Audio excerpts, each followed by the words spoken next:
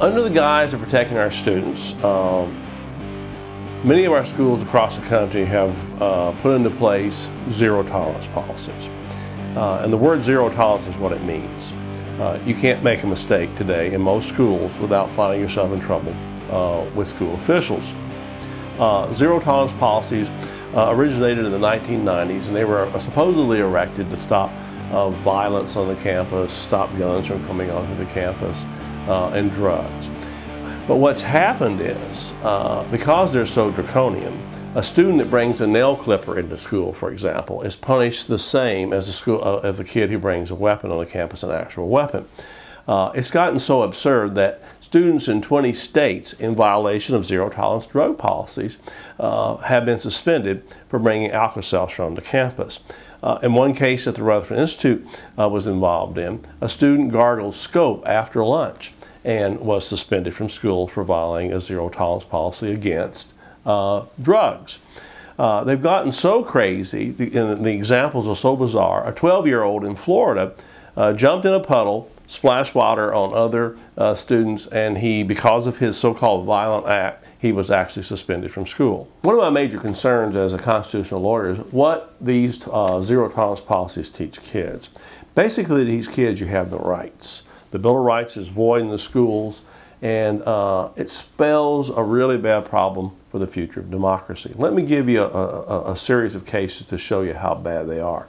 In a case that the Rutherford Institute worked on in Sayreville, New Jersey, some kindergartners were out on the playground playing cops and robbers with their fingers, like kids do, bang, bang, and just being children. They were actually suspended from school for playing cops and robbers with their fingers in violation of zero tolerance policy against weapons. Their fingers were the weapons, supposedly. That case went all the way to the Supreme Court, and the Supreme Court refused to hear it. In another case that the Rutherford Institute worked on, Angie Hedgepath was a young high school girl going into the D.C. metro station, Washington, D.C. metro station, and they have a zero tolerance policy about eating in the metro station. She bought some French fries actually outside the station, went in, it was about 30 feet after she bought the French fry, had one French fry in her mouth. She was immediately arrested, handcuffed, pushed against the wall, searched. The police actually arrested her, took her downtown to the police station, kept her 3 hours incommunicado without seeing her. Her mother was screaming to see her, couldn't get in to see her. We took the case to court with all kinds of constitutional charges. Went up to the D.C. Court of Appeals, where John Roberts, who later was soon to become the Chief Justice of the Supreme Court, he lamented how bad and awful this case was, but went ahead and said the law is the law. And the Supreme Court refused to hear this case. The most recent case, which has gotten a lot of publicity and gotten people really concerned about these zero tolerance policies, Savannah Redding, an Arizona 8th grader who was suspected of having ibuprofen by the school. She was pushed into her room. Her bra was turned around backwards. She was asked to drop her panties, and they looked inside of her genital area.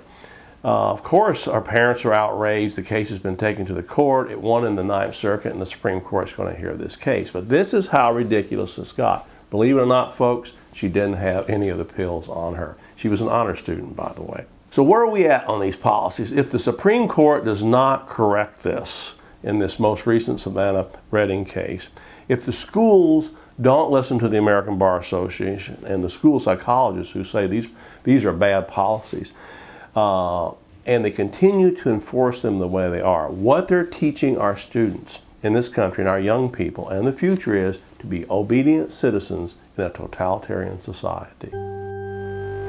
They start when we're born, they follow us to school, they shape and mold us, bend us to the rules, they tell us what's